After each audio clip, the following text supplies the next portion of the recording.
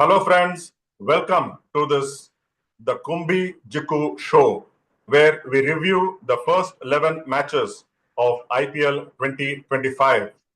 There have been some exciting results, some upsets, and some memorable performances with a century already seen and also a 5-wicket haul coming on Sunday. With me to review the first 11 matches of IPL 2025 is former Karnataka and Tamil Nadu player K. Srinath, a top BCCI panel umpire, and also the co-author of the cricket book on cricket psychology. Right? Welcome, Sri, the Kumbi-Gikku Show. Thank you, Jikku. Thank you very much. Yeah. So, how do you look at the first 11 matches with Royal Challengers Bangalore and Delhi Capitals winning both their matches, whereas Mumbai Indians are yet to taste success in this IPL? Yeah, not very surprising looking at the result in the first 11 games. We are almost about 8-9 days into IPL. Mumbai Indians, as we've already discussed in our earlier pre-show, they've always been slow starters.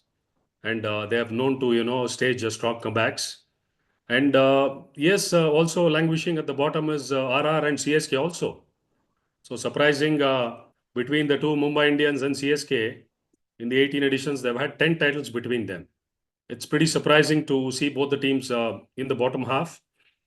Yes, no surprises to see RCB and DC up there in the table. Very early days still in the IPL, because this week is going to be pretty crucial for those teams that are still yet to make a mark. But nevertheless, on paper, the teams have looked really good, both RCB and DC. But more than anything, looking good on paper is one side of it. But performing to the potential, executing their plans, I think they've been spot on so far. And the rest, the table shows it all. The two toppers in RCB and DC, teams languishing at the bottom. So far, some hits and misses, some interesting last ball finishes, pretty high scoring games, most of them, but a couple of low scoring ones also. They're very, very interesting start to this edition of IPL. Have you found any trend to the way the teams have gone by in the first 11 matches? One thing I could see was the team that has won the toss has gone on to chase, except for one match. That was the SRH, which lost to DC yesterday at Visakhapatnam. They batted first on winning the toss, SRH, and couldn't defend the total. But otherwise, the teams that have won the toss have gone on to chase. Do you see anything this going on in the coming matches also? Well, apprehension would certainly be there because most of the sides have revamped their unit and a lot of new faces in the side. So it's testing time for most of the sides to get their act together, get the best playing 11 on the park.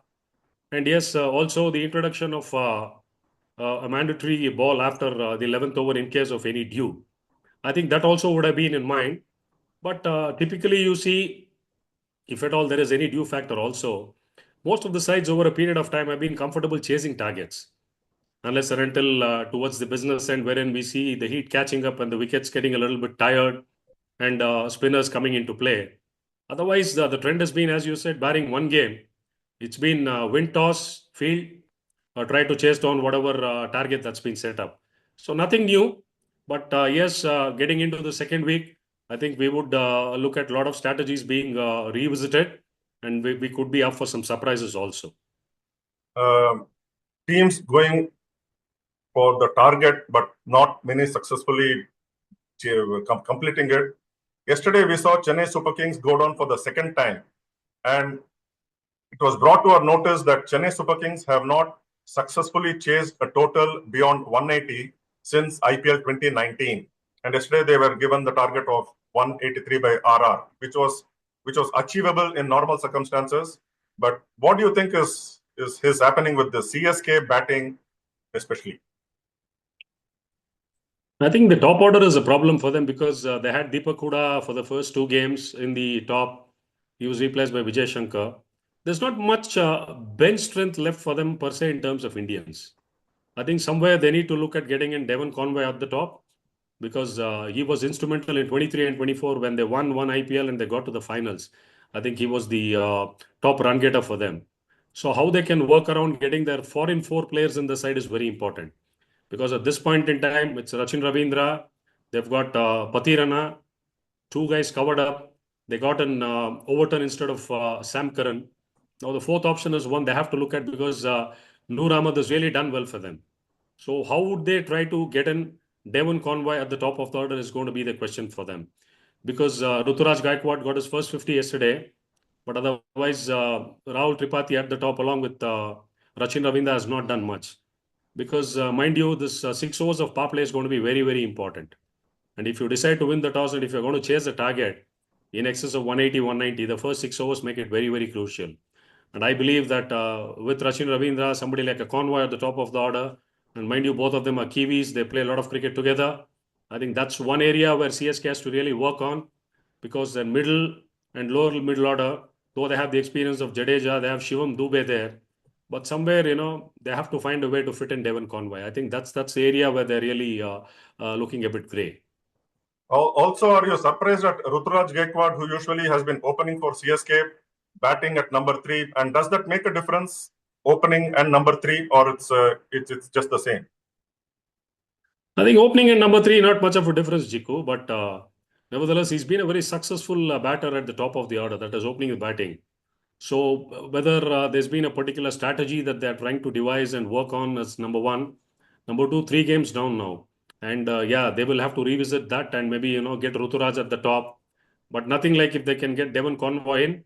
And then if Ruturaj bats at 3 or comes in at 2 and Convoy at 3, I think that would make it perfect them because that middle order and top middle order is looking a little bit brittle for CSK. True.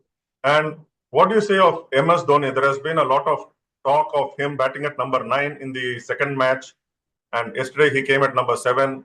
But he's past his prime, and it's too much to expect MS Dhoni to do the finishing act like he used to be doing during his prime.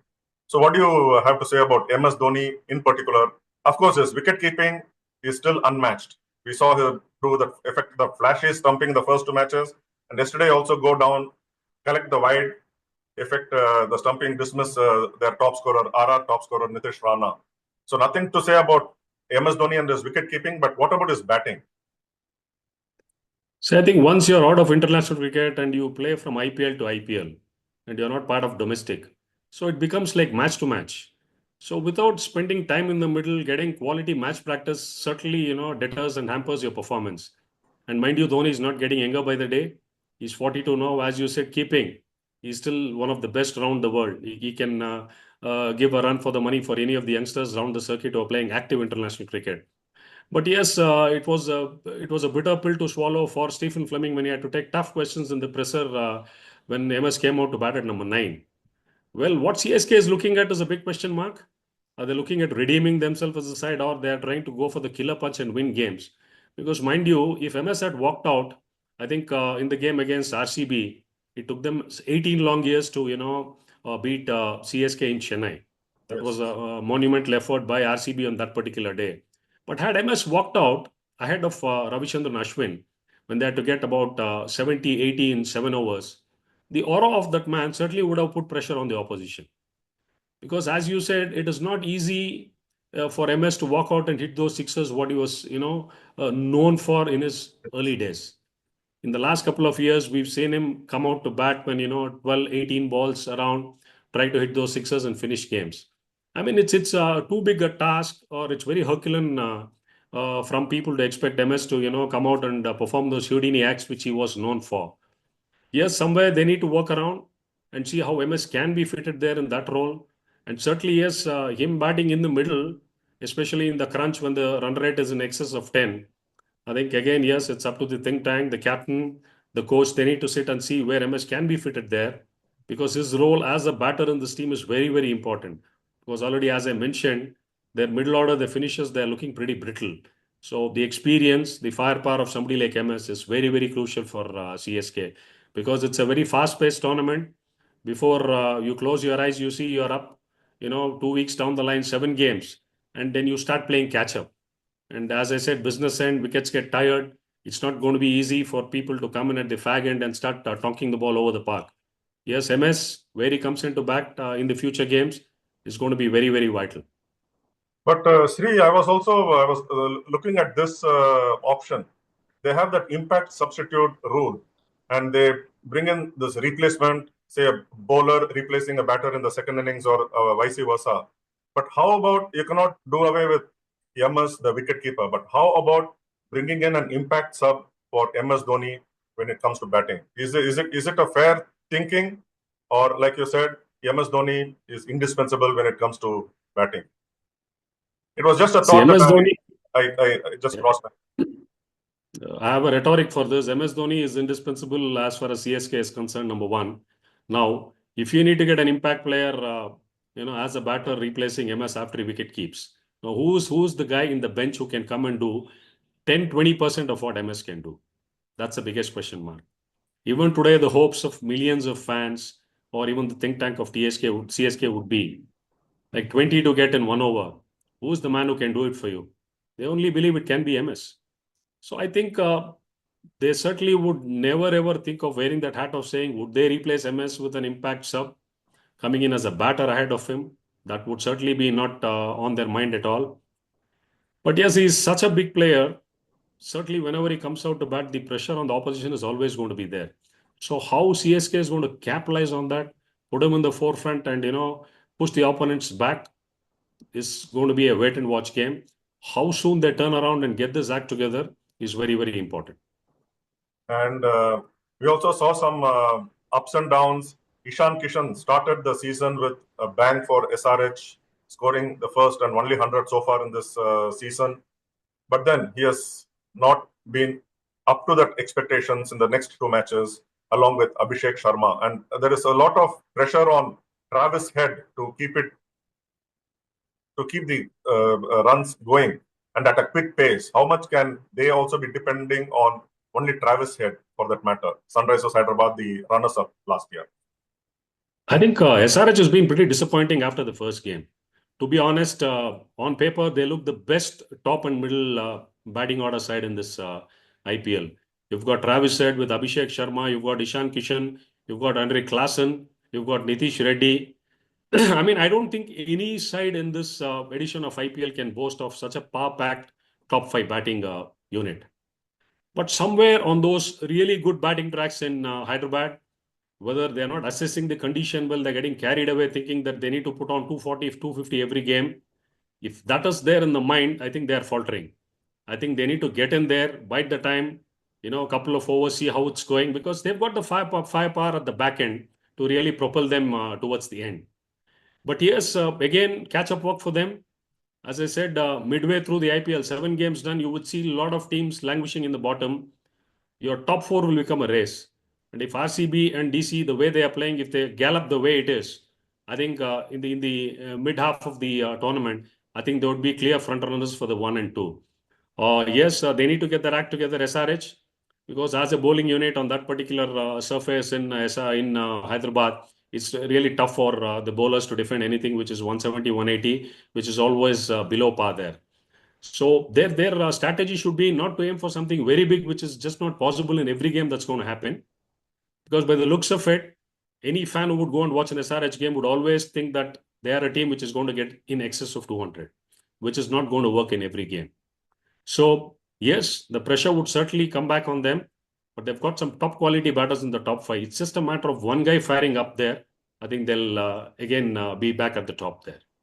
Right. And talking about SRH, they have had some good performances, memorable one being Mitchell Starc claiming his first 5-wicket haul in T20s across any level, domestic or T20 internationals or even IPL. Yesterday he got 5 for 35.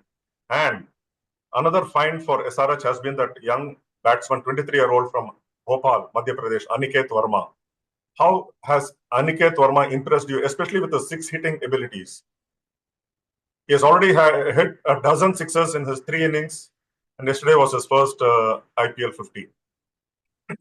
I think, to be honest, the first 7-8 days of IPL has come up with some really good performances by the Indian batters, especially in the finishing role. You spoke about Aniket. There has been Asutosh Sharma, a fabulous victory from the jaws of defeat for DC. Then we had some good performances from Vignesh Puttur. He had a fabulous debut against CSK in Chennai. Surprising, he was left out of the playing 11 in the second game against GT. And then we had Vipul, who had a fabulous start. Zishan Ansari had a good debut yesterday.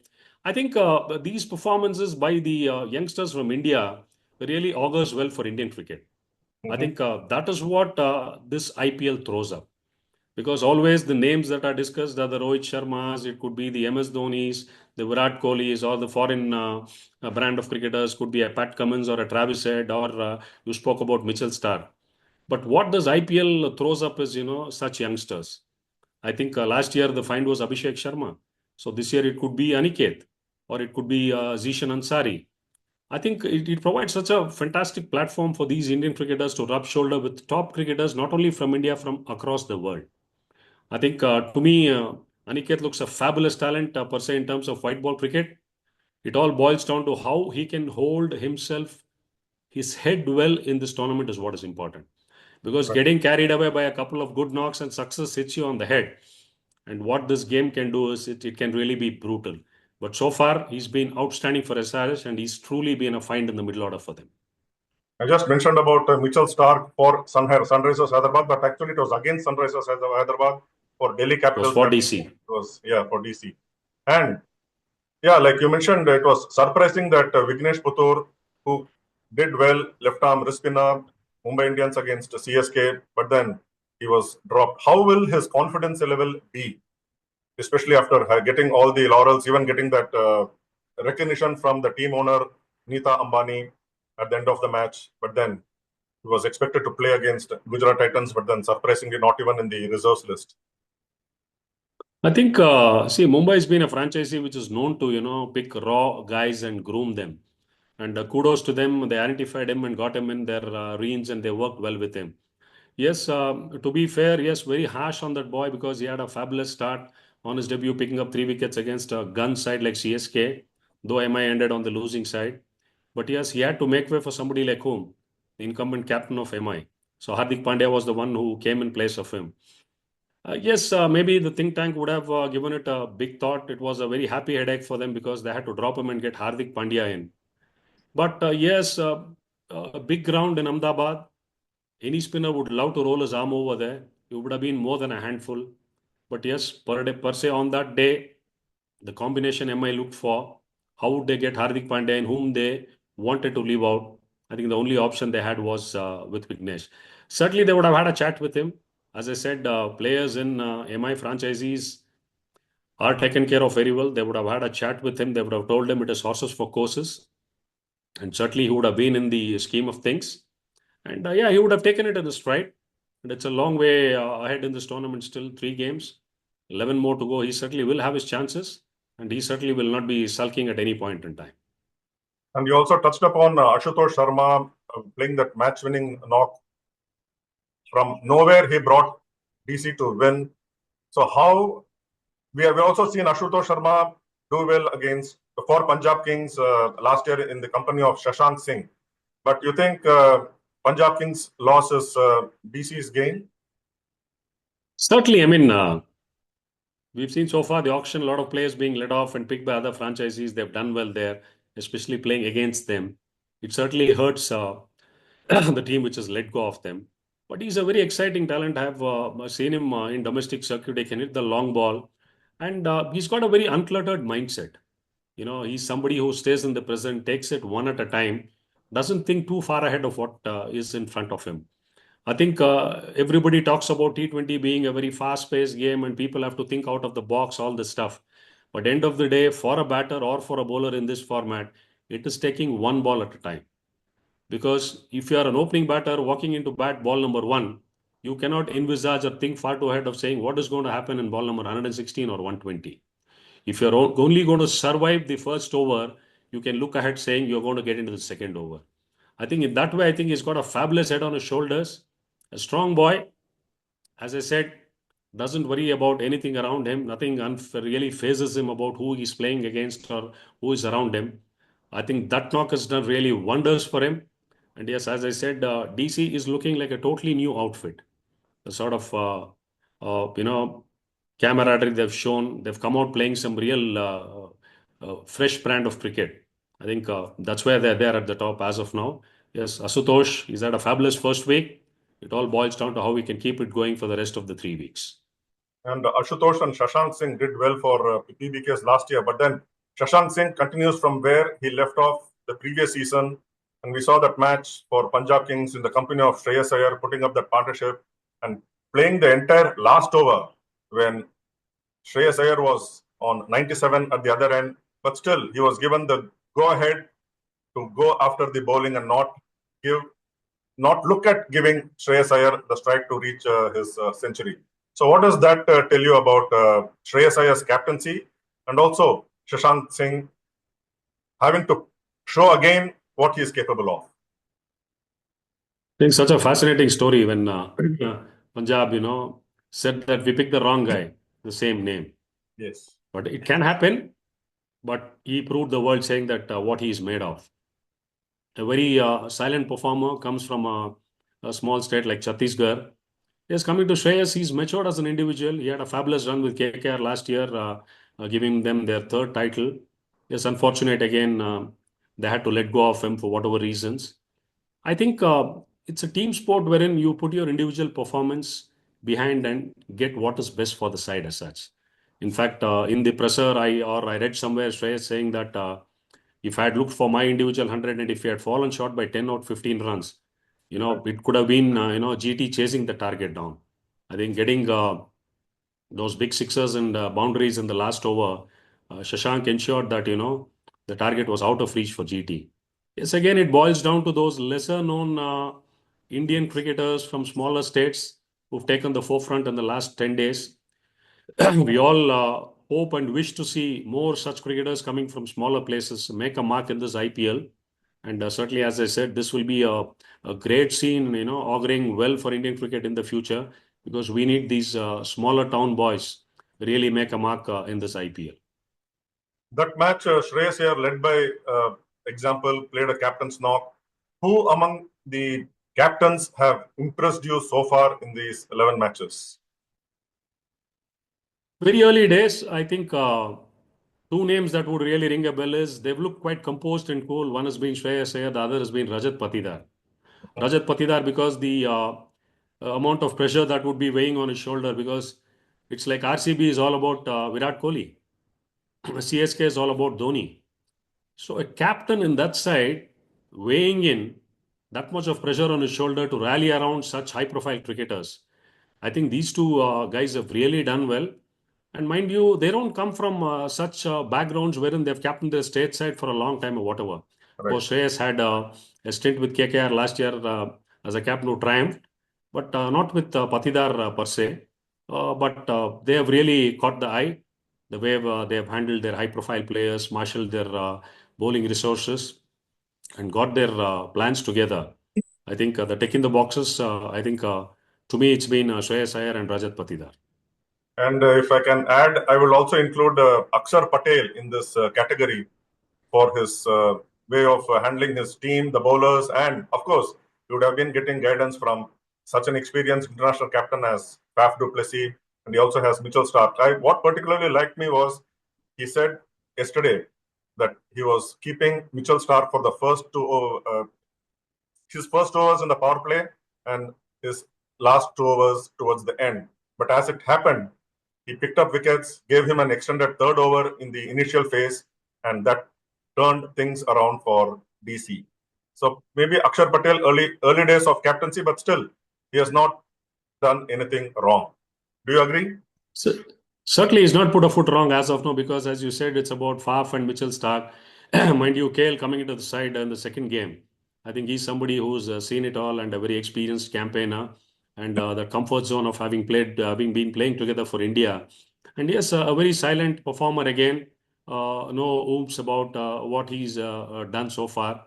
Yes, that's why I think it's reflecting upon where DC is today.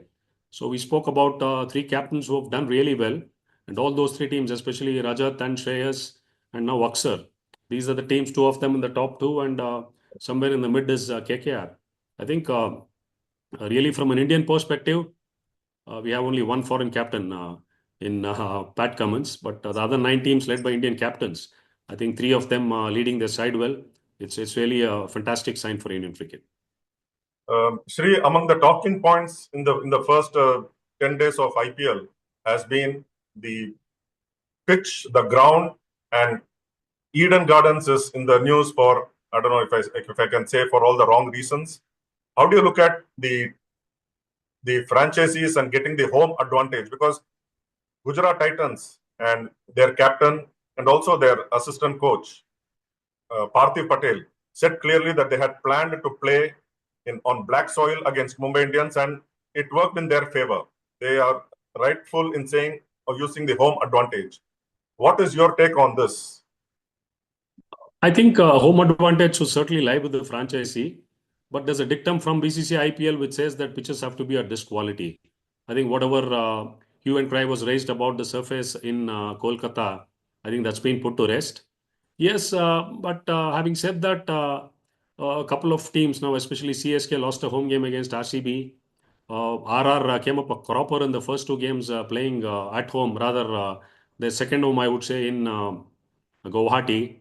The home advantage should be there, but so far the pitches that have been doled out, the first 11, couple of games each team has played, I think it's been more batter friendly. It all sees because it's early summer and maybe getting into mid-April or first week of May, as I said, business end, you will see scorching heat and the pitches started drying up a bit more, and automatically you will see a lot of spinners coming into play. But Right. yes, so far it's been a one-side contest with bat dominating the ball. But one good thing is IPL is allowed the use of saliva on the balls. So will that make an effect? Only time will tell. And you have officiated in IPL matches. And when do you take control of the pitch and the ground? And does the pitch still belong to the curator, or he gives to you as it is before a day before the game or a few minutes or hours before the match? See, the day before the game, we go for a venue inspection to ensure that everything is set in place. So he tells us the playing surface, this is what it is, the markings are done, rest everything is place. So hour and a half, two is what, 2.5 hours is before the reserve umpire gets into the ground. By the time the ground is handed over to the match officials. So from there on, it is the umpire's baby. So nothing much to harp on that. So I think the match officials per se have no role to play in terms of the pitch or whatever, because it's up to the local ground staff who are rolling out the pitches for these games. Rest, yes, 2 hours, 2.5 hours before the fourth umpire gets in there to supervise everything. Then the umpires walk in. Half an hour before the game, the toss happens. Then it's game, set, match. They roll it on. Okay, so finally, let's before concluding this, what can we expect in the coming week? It's going to be very interesting because most of the teams have played 2-3 games each. They would have had a fair idea about their composition, their combinations, and the catch-up work to do with a lot of teams in the middle and lower half. Like as I said, MI, big catch-up work for them to do. CSK has to resurrect their batting unit, and yes, teams like RR, though they had a victory yesterday, have to find ways out to get their team together. Of course, teams which have done well, they obviously would want their form to continue the way it is. We can look for some surprises because RCB is going to start off their home campaign on April 2nd in Chinnaswamy. So that's the stadium wherein you can see sixers galore. So now it boils down to those teams. They would like to hold on to their home ground as a fortress. And it's going to be very important for all the teams to have the home games under their belt. Because as the tournament progresses, wickets are going to get a little bit tacky. It's not going to be easy for teams traveling, and it's going to get hectic also. Up for some surprises in the second half. Looking forward to some teams lying in the bottle to come in the middle, and maybe the teams at the top could retain their position there. And among the teams that have won a match, at least one match, are Gujarat Titans and Lucknow Super Giants. Whereas Lucknow Super Giants should have had 2 wins against their name, except for that missed stumping by Rishabh Pant in the last over. Had he done that, they would have won by 5 runs. But then that was something which happens in cricket. And Mumbai Indians have had the starting trouble, have not won an opening game since 2013. But in those 12 years, they have won 5 titles. So it is just what do you say? Whether you start well or not start well, it is how you, like you mentioned, progress in the tournament and do your best. Right? So on that note, thanks, Sri, for this wonderful analysis of the first 11 matches. We'll be back again with the second week of IPL or the second set of whatever 7-8 matches next week. So thanks, Sri, and have a good week ahead, and see you soon. Thanks, Gikku. Thank you. Looking forward to some exciting cricket in the next week. Oh yes. So yes, friends. So that was K. Srinath, who former cricketer, top panel umpire in BCCI, and also the co-author of the Handbook of Cricket Psychology, co-authoring with N. Vishwanathan. Until next time, bye-bye. Take care.